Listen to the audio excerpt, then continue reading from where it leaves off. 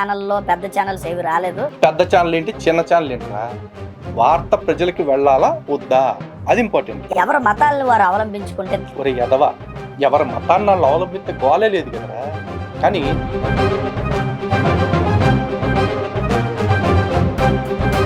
సాయిబాబా అనేవాడు ఎవరంటే ఆయన అని మాట్లాడుతూ వీళ్ళు, ఆయన ఒక ముస్లిము, ఆయన అలా పూజ చేస్తారు. మరి సాక్షాత్తు మా యేసు ప్రభు మళ్ళీ సాయిలాగా వచ్చాడు అని చెప్పేసి నువ్వు కూడా వాదించు.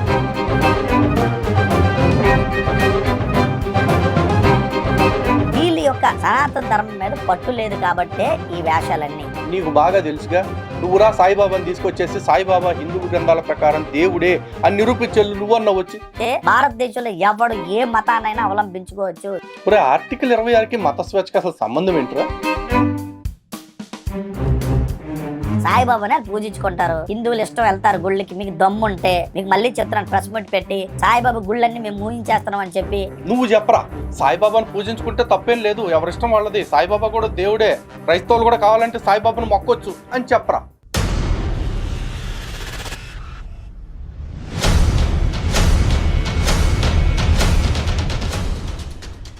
హిందూ బంధువులందరికీ జై శ్రీరామ్. ఈ మరుగుదొడ్డిగాడు ఆడి జీవితకాలంలో మారేలాగా లేడండి.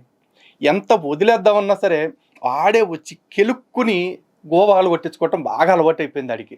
అరే మరుగుదొడ్డిగా, ఆయింట్మెంట్లు రాసుకోవటానికి నీకు ఏం మిగలలేదరా? మా మీద పడి ఏడుస్తున్నావు పద్దాకా. అడిగిన దానికి ఇప్పుడు దాకా సమాధానం లేదు కదా, లేకుండా ఎందుకు వచ్చిన ఎదవెడుపులరా? హిందూ బంధువులారా చూడండి ఒక్కసారి. వీడు ఏం వీడియో పెట్టాడంటే, శివశక్తి ప్రెస్ మీట్పై భారతీయ క్రైస్తవుడి స్పందన. ఎవడరా నిన్ను అడిగింది నీ స్పందన? నీ బోందలో స్పందన. నీ స్పందన ఇస్తానని చెప్పిన దానికి 7 సవాళ్ళు ఇచ్చా. 7 కాదులే, మొత్తం 9 ఇచ్చా. ఆ 9లో కనీసం 7టికి సమాధానం చెప్పరా అని చెప్పి నీకు ఇచ్చింది అలా అయిపోయింది. గతంలో నువ్వేమన్నావు ఒకసారి చూడరా.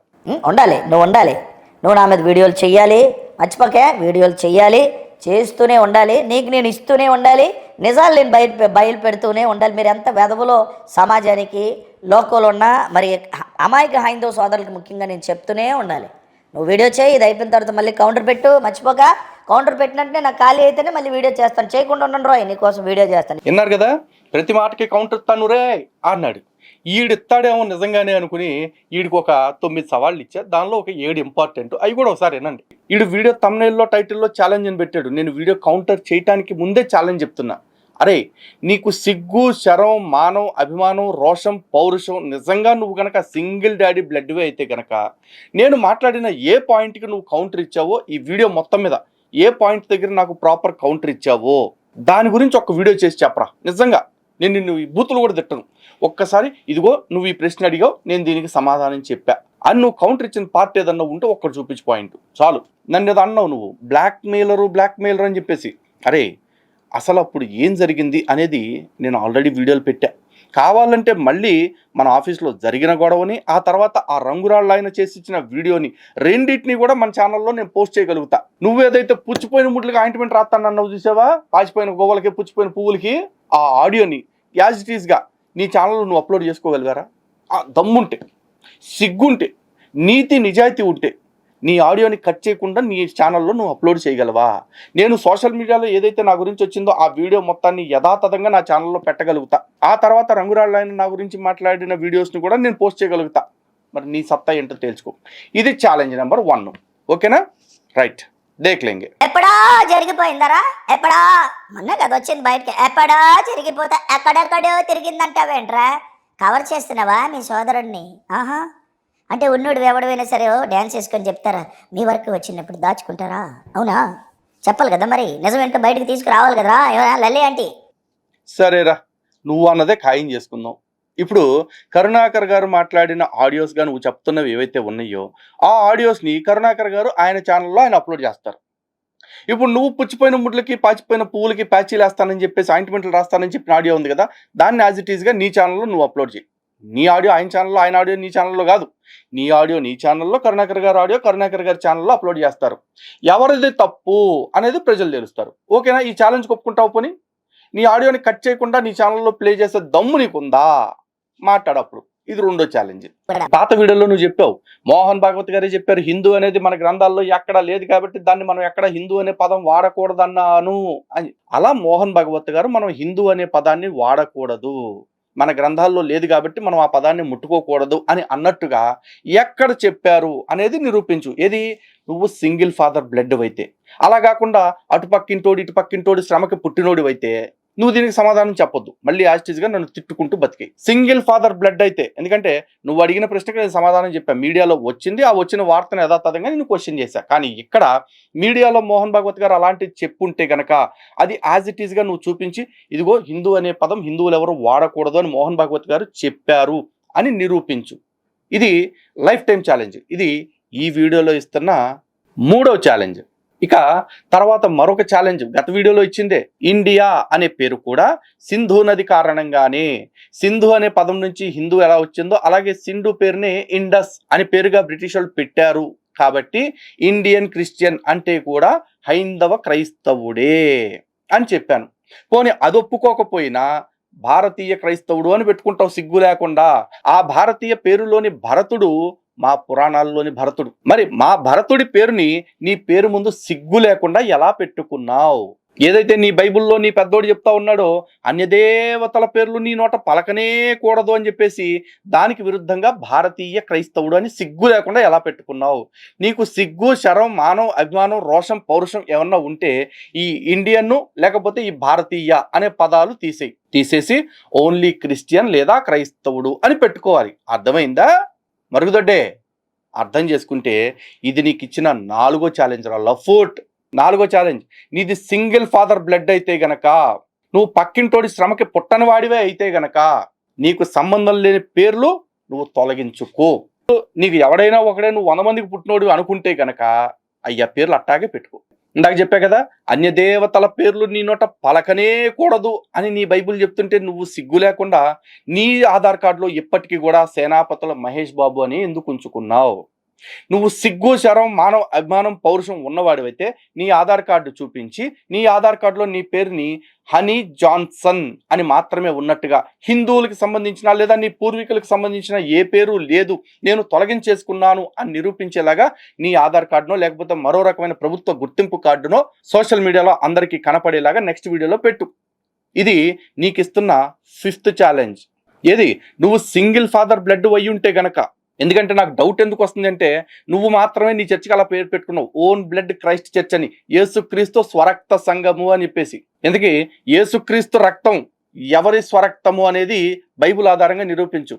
యెహోవా రక్తమా, పరిశుద్ధాత్మ రక్తమా, యోసేపు రక్తమా, ఎవరి రక్తముని ఎంచబడ్డాడు అది కూడా చెప్పు. ఇక నీతో పాటు నీ సాటి పాస్టర్లు ఎవరైతే ఉన్నారో ఎవ్వరికీ కూడా హిందూ పేర్లు లేవు, మేమందరం కూడా మా పేర్లను తొలగించేసుకున్నాం, కావాలంటే మా ఆధార్ కార్డులు చూసుకోండి అని చెప్పేసి చెప్పరా. ఇది నీకు ఇస్తున్న 5th ఛాలెంజ్ రా. నువ్వు సింగిల్ ఫాదర్ బ్లడ్ అయితే నీకు ఇచ్చే 5th ఛాలెంజ్ ఇది. ఒక్క ఛాలెంజ్ ఉందిరా.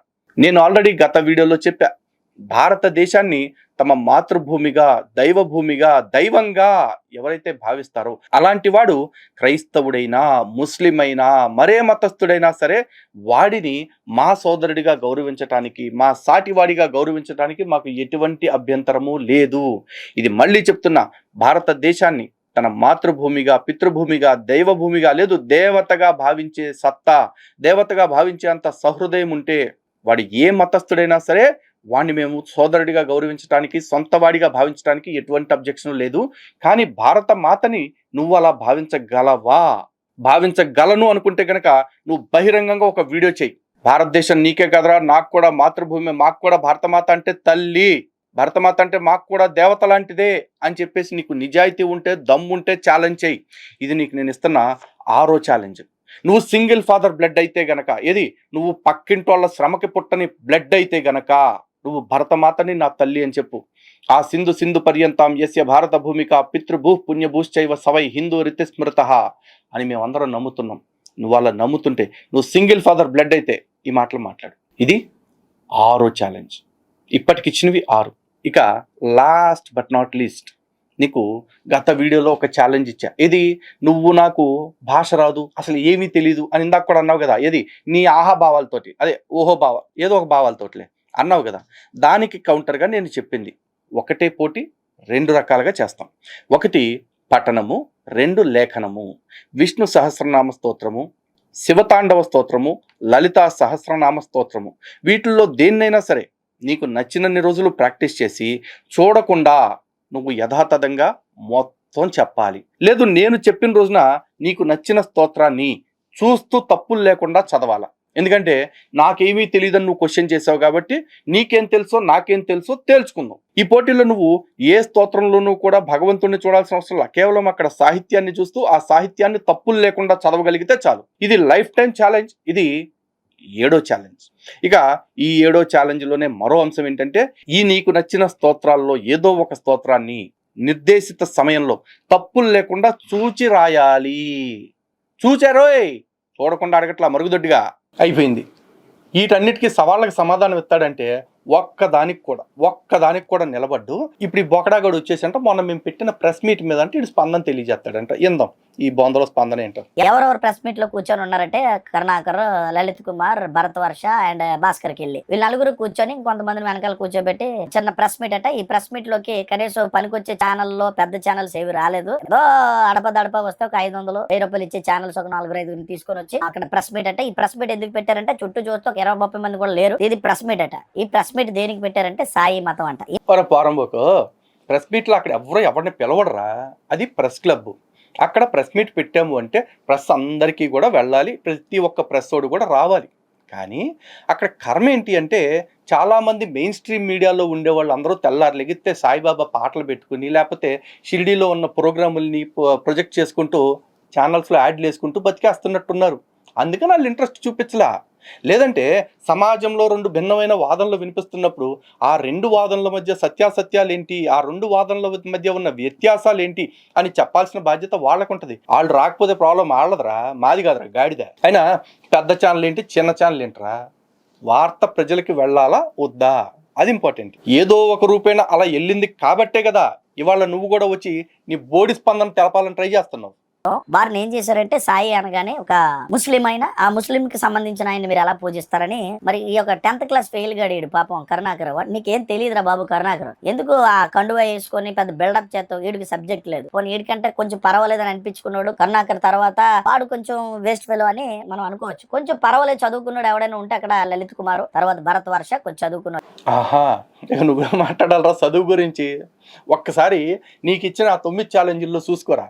ఒక స్తోత్రాన్ని చూసి చదవటం, లేదా చూడకుండా చెప్పటం, లేదా చూసి తప్పులు లేకుండా ఆ స్తోత్రం మొత్తాన్ని రాయటం అనే ఛాలెంజ్ ఇచ్చున్నా. దేనికన్నా ఒక్కదానికి నిలబడ్డావా? ఎందుకున్నా నీ చదువు సట్టుబండ్లు అవటానికి నువ్వు కూడా మాట్లాడుతావు ఎదవా. కశ్మీర్ లో ఏం చెప్పారంటే సాయి మతాన్ని ఎవడు అవలంబించడానికి వీల్లేదు, సాయి మతం అని వీళ్ళే పేరు పెట్టారు. ఇక ఈ తెల్లవారు లేచిన దగ్గర నుంచి ఏం పని అంటే క్రైస్తవుల మీద, ముస్లిమ్స్ మీద, ఈ సాయిబాబాని పూజించే వారి మీద, ఇంకా గట్టిగా మాట్లాడితే బౌద్ధుల మీద, ఇంకా మనం ముందుకు వెళ్తే ఇక నీలాంటి దైద్రుల మీద, బ్రహ్మకుమారీస్ అని కొంతమంది ఉన్నారు. వారు ఎవరు మతాలను వారు అవలంబించుకుంటే తెల్లవారు లేచిన దగ్గర నుంచి అందరిని గెలుక్కు, అందరి మీద పడి, అందరిని దూషిస్తూ, అందరిని ద్వేషిస్తూ, అందరిని అవమానిస్తూ ఇదే పనిలకి. ఎందుకంటే ఒరే ఎదవా, ఎవరి మతాన్ని వాళ్ళు అవలంబిస్తే గోలే లేదు కదరా. కానీ ఇప్పుడు క్రైస్తవులు ఏం చేస్తారు, సువార్త పేరుతోటి సమాజంలో అందరినీ మతం మార్చాలని వస్తారు కదరా గాడిదల్లారా. మీకు సపోర్ట్గా ఈ బ్రహ్మకుమారిలో లేకపోతే ఈ సాయి మతం వాళ్ళు ఉన్నారు, లేకపోతే నువ్వెందుకు భుజాలు తడుముకుని వస్తావు? వాళ్ళు చేసే చేష్టలు హిందూ సమాజాన్ని సెక్యులరిజం వైపు పెట్టి మీరు చేసే మతాపారానికి ఇంకాస్త ఊతమెత్తున్నాయి కాబట్టే ఇప్పుడు వాళ్ళ తరఫున నువ్వు వచ్చావు.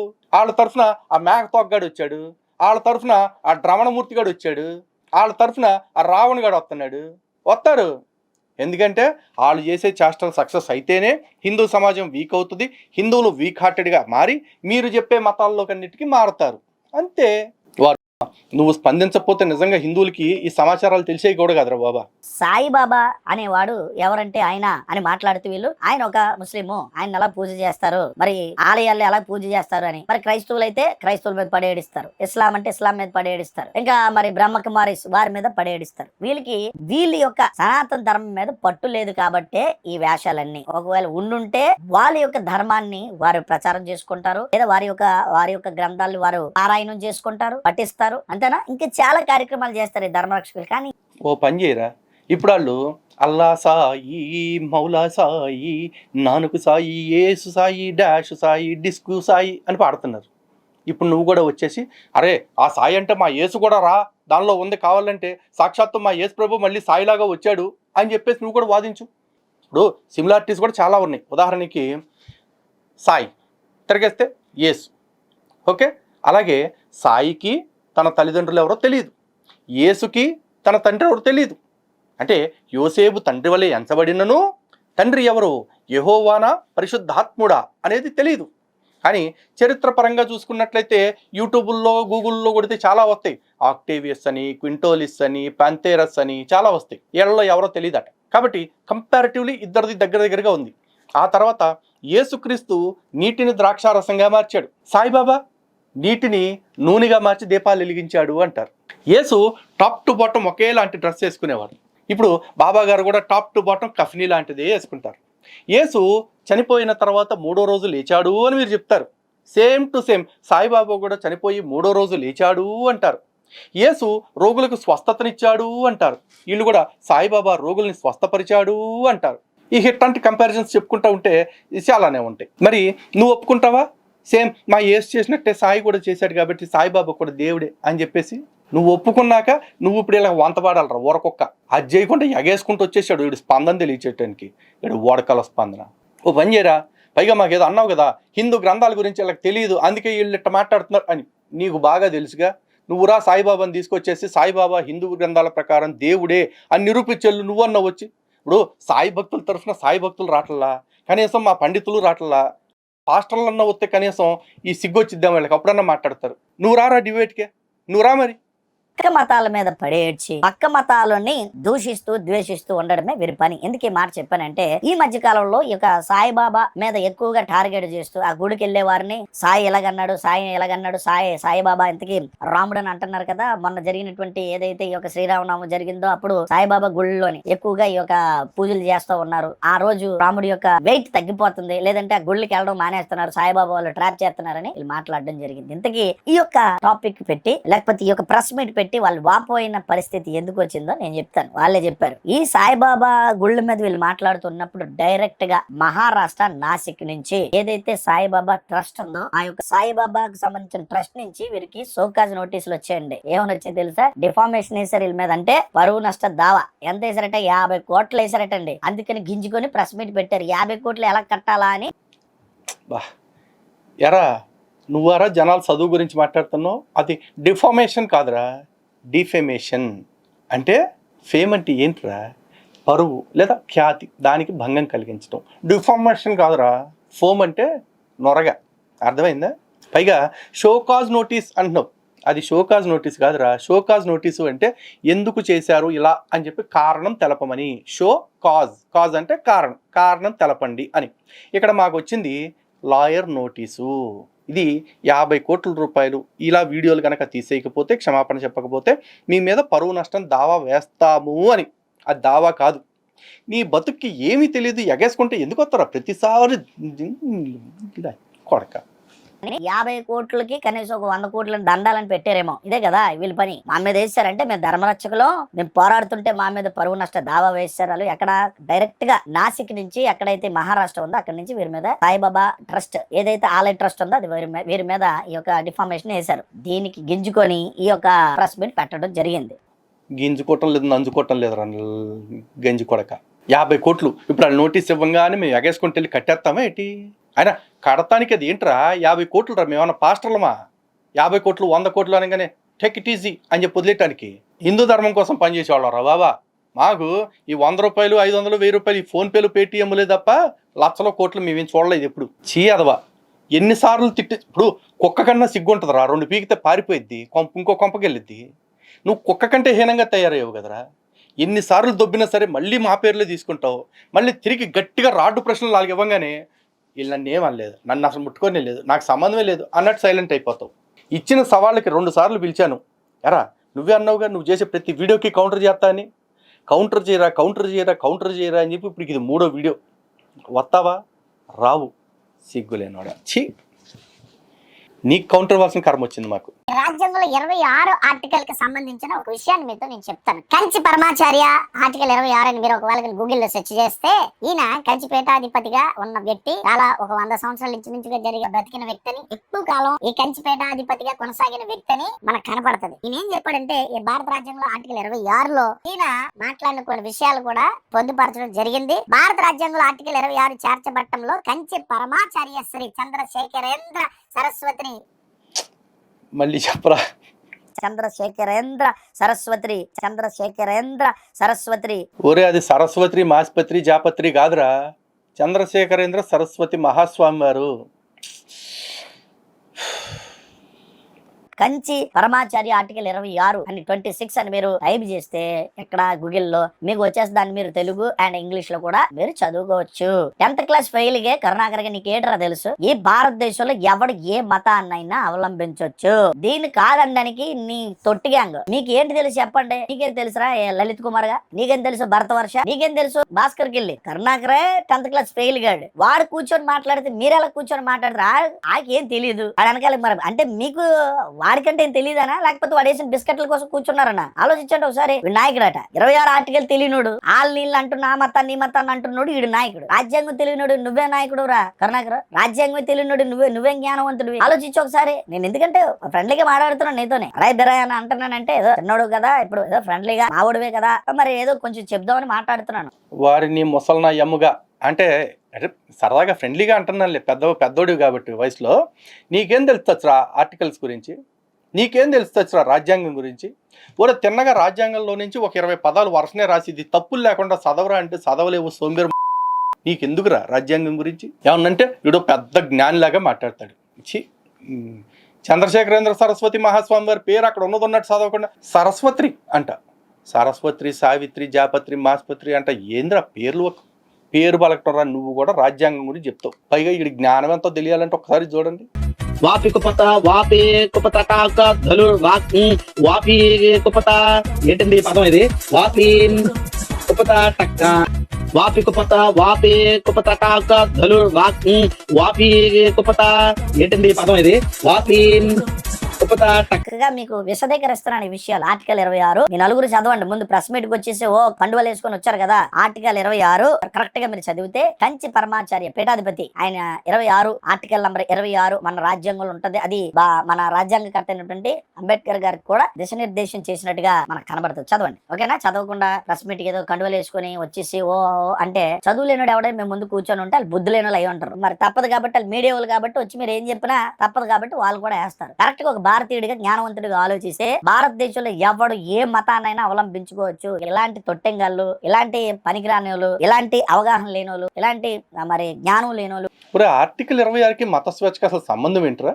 ఆర్టికల్ 25 ప్రకారం ఎవడికి నచ్చిన మతాన్ని ఆడు పాటించవచ్చు. ఆర్టికల్ 26 ప్రకారం ఎవడు ఏ మతాన్ని పాటిస్తున్నాడో ఆ మతానికి సంబంధించిన సంస్థల్ని లేదా మత కేంద్రాలని స్వేచ్ఛగా నిర్వహించుకోవచ్చు, నియంత్రించుకోవచ్చు, ఏర్పాటు చేసుకోవచ్చు. దానికి దీనికి సంబంధం ఏంటారు గాడిదే? జ్ఞానం లేనోళ్ళు, బుద్ధి లేనోళ్ళు, చదువు లేనోళ్ళు వచ్చి మాట్లాడినంత మాత్రాన భారతదేశ ఔన్నతి ఏమి ఆ ఉనికి ఏమి దెబ్బతిందో, వెన్నతో లేకతో ఎప్పుడు కూడా ఈ భారతదేశం నుండి చెదిరిపోదు. సనాతనం అంటే గీలే ఉండాలట, ఇంకే మతం ఇక్కడ ఉండకూడదట. సాక్షాత్తు కంచి పీఠాధిపతి పరమాచార్య ఆయన హిందువు. ఒక హిందువే పీఠాధిపతిగా ఉన్నవారే ఏం చెప్పారంటే ఆయన ఎవరు ఏ మతాన్నైనా ఈ భారతదేశంలో అవలంబించుకోవచ్చు అని ఆర్టికల్ 26లో ఆయన ఒక ముద్ర కనబడుతుంది. ఆర్టికల్ 26 ఏం చెప్పిందో యథాతథంగా తిరిగి చెప్పడం చేతగాలేదురా సవట. ఎవడికి నచ్చిన మతాన్ని వాళ్ళు అవలంబించుకోవచ్చు అని చెప్పారా? ఎవడికి నచ్చిన మత కేంద్రాన్ని వాడు ఏర్పాటు చేసుకోవచ్చు, నియంత్రించుకోవచ్చు, నిర్వహించుకోవచ్చు అని చెప్పారా? నువ్వు రాజ్యాంగం గురించి మాట్లాడుతున్నావు. ఓరకొక్క.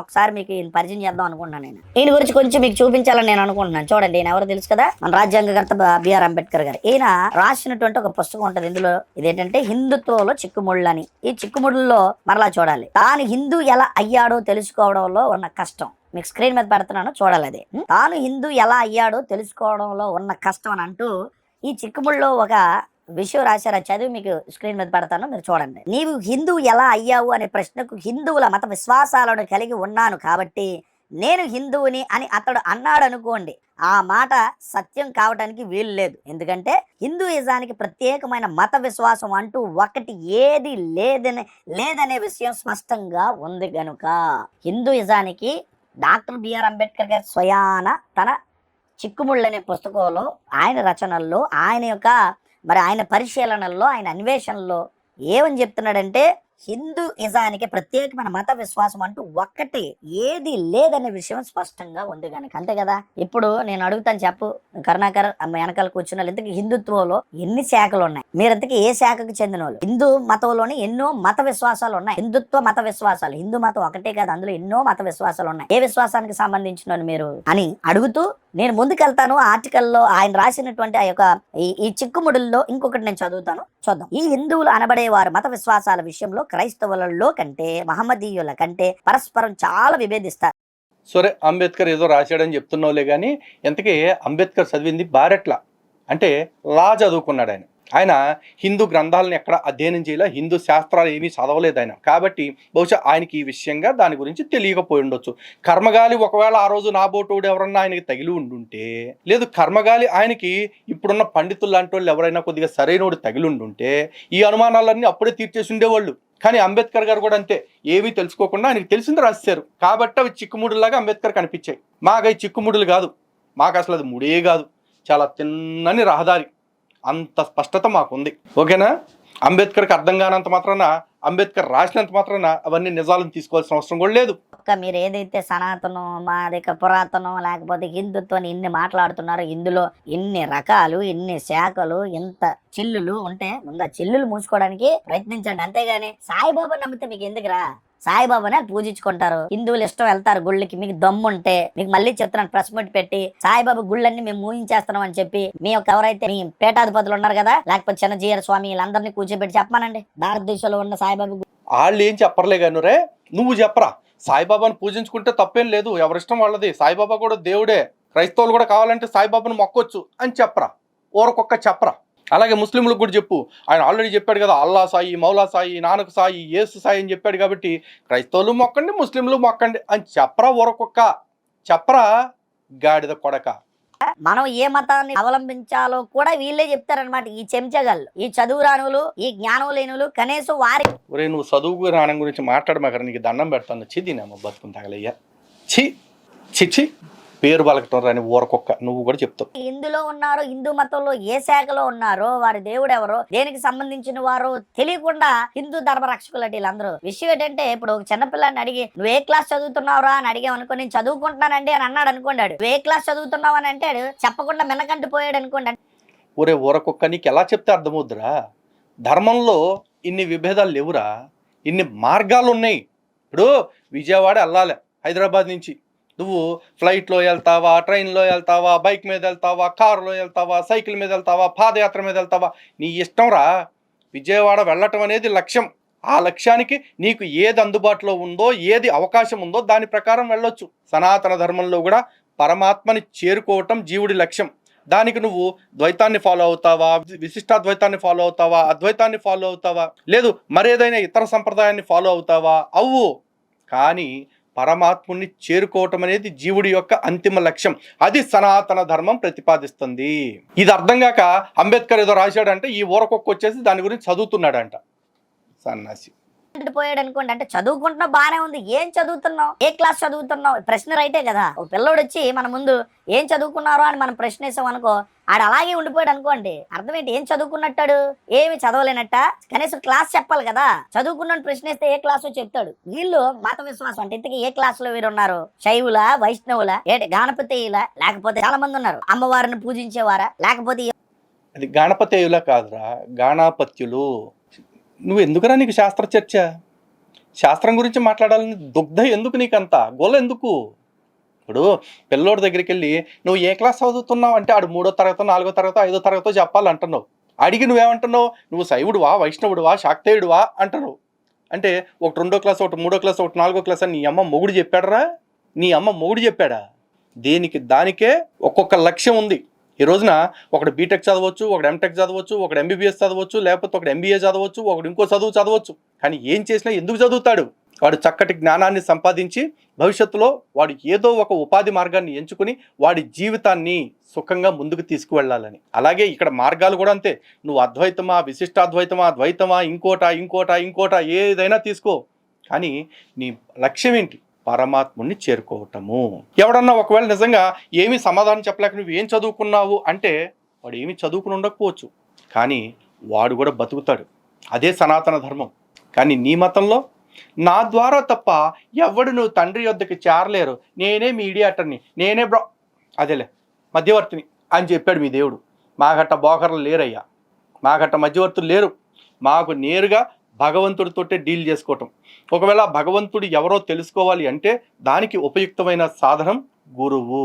గురువు ఉపాసన మార్గాన్ని చూపించేవాడే తప్ప ఉపాసితుడు కాదు అని శాస్త్రం చెప్తుంది. అంటే గురువు మనకి మార్గాన్ని చూపిస్తాడు తప్ప స్వయంగా గురువుని పూజించకూడదు. దేవుడితో సమానంగా దేవుడి లాంటి వాడే గురువు, కానీ దేవుడు కాదు.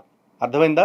ఈ సన్నని లైన్ అర్థం చేసుకోలేని చాలా మంది అమాయక హిందువుల్ని గురు సాక్షాత్ పరబ్రహ్మ అనే వచనాన్ని వక్రీకరించి ఇలాంటి మార్గాల్లోకి భ్రష్టు పట్టించేసి నడిపిస్తూ ఉన్నారు కొంతమంది. వాళ్ళ నుంచి కాపాడుకోవాల్సింది మేమురా, మా ఇంట్లో ఎలుకలు పడితే బాగు చేసుకోవాల్సింది మేమురా, నీకెందుకురా ఊరకొక్క.